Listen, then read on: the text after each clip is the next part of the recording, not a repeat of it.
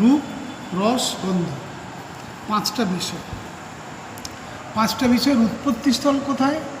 শব্দের উৎপত্তিস্থল আকাশ, স্পর্শের উৎপত্তিস্থল বাতাস, রূপের উৎপত্তিস্থল তেজ, আগুন, তেজ, সূর্য,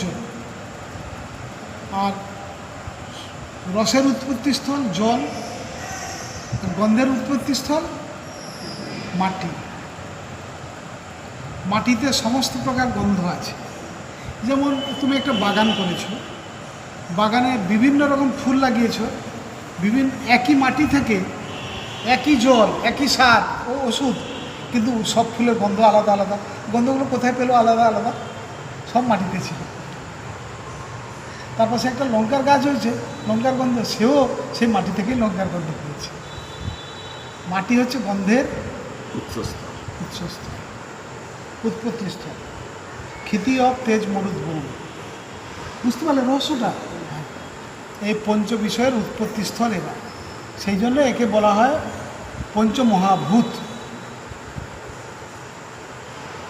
পাঁচটা মহাশক্তি ভগবানের। এই শব্দ, স্পর্শ, রূপ, রস, গন্ধ। বাতাস, আকাশ, তেজ, জল, মাটি। ক্ষিতি অফ তেজ মরুদ বন। বুঝতে পারলে তো?